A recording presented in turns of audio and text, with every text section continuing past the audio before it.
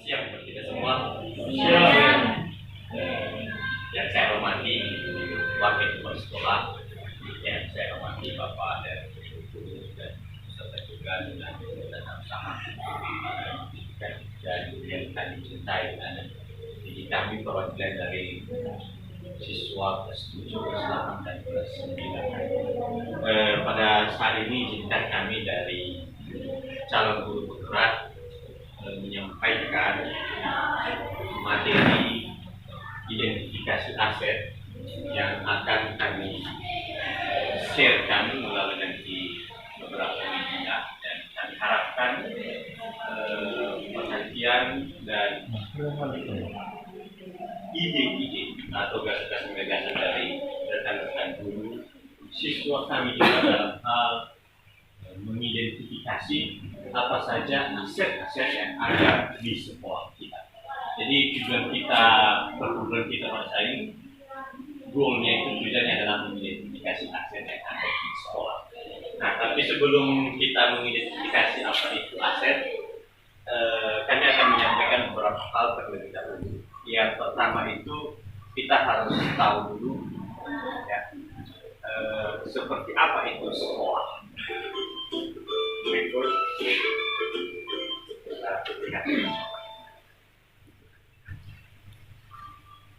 sekolah sebagai ekosistem. Apa itu ekosistem?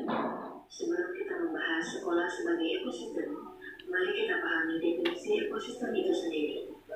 Ekosistem adalah tata interaksi antara makhluk hidup dan unsur yang tidak hidup dalam sebuah lingkungan.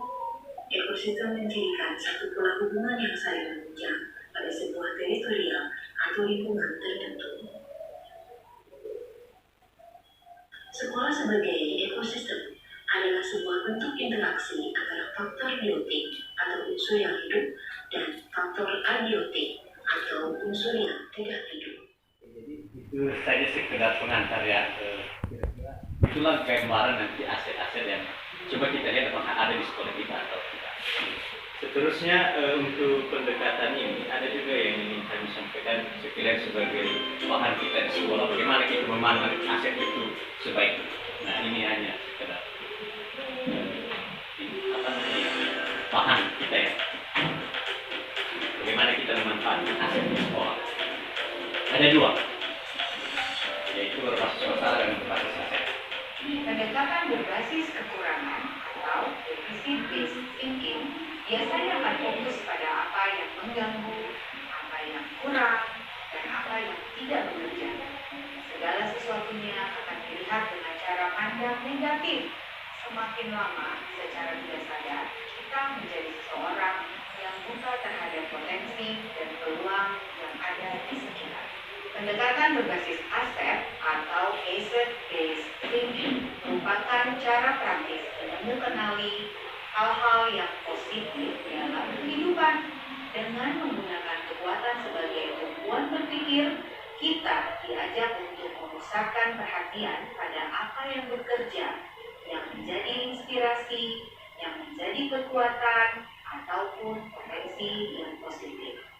Perbedaan antara pendekatan berbasis kekurangan dengan pendekatan berbasis aset dapat dilihat dalam tabel berikut ini.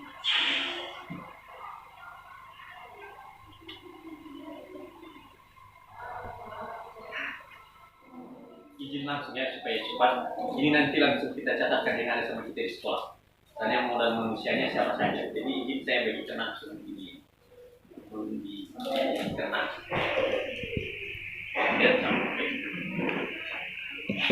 Biar langsung kita sekalian membantu mengisikan.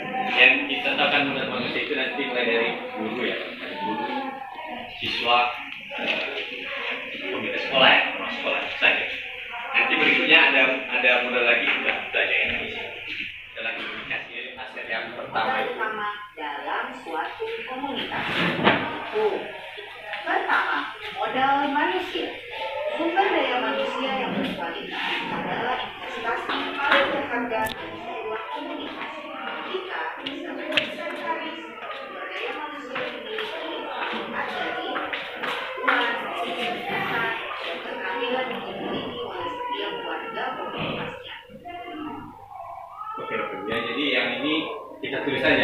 saja kira-kira modal manusia yang ada di sipil? Modal manusia barangkali yang ini berkaitan dengan misalnya guru yang sudah sertifikasi, guru yang mampu mengoperasikan komputer, murid yang beragam, sekolah dan komite sekolah. Itu saja mungkin bisa. Kalau ada yang lain juga boleh tambah. Modal sosial, mulai dari norma dan aturan yang mengikat warga masyarakat, dengan kepercayaan atau trust, dan jaringan atau networking antar unsur yang ada di dalam komunitas atau masyarakat. Contohnya, asosiasi, institusi, mulai dari yang berhubungan dengan agama, profesi, politik, pemerintah yang ada di sekitar komunitas tersebut. Yang modal sosial ini kira-kira ya, apa kira contoh yang ada modal sosial yang bisa diimplementasi berkaitan dengan asosiasi. Kalau misalnya kita sebagai guru, contohnya kita itu kan tergabung ya dalam suatu komunitas PGRI. Nah, kalau misalnya siswa kami modal sosialnya tergabung dalam organisasi OSIS, ini ya. Kalau ada yang lain juga dari Bapak Ibu modal sosial yang lainnya boleh ditambahkan. Misalnya kalau pemuda, mungkin siswa ada kaitannya dengan organisasi pemuda dari gereja, itu juga termasuk modal sosial. Kalau ada yang lain boleh ditambahkan di organisasi.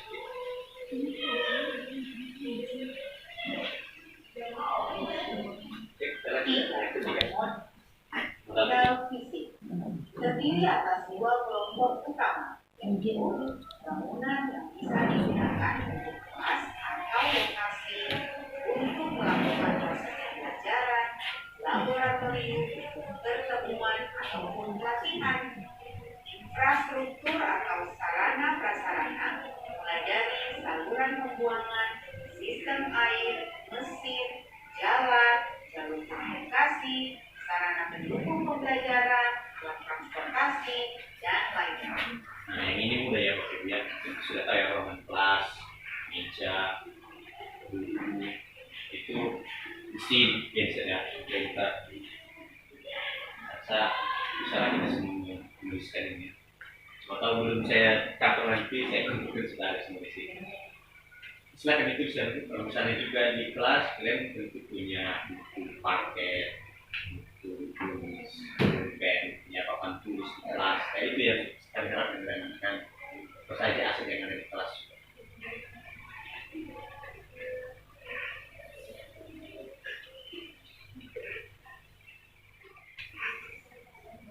Di data usaha juga kalau ada aset kita di kantor bisa ada jam dinding, papan pengumuman, ya termasuk meja yang ini.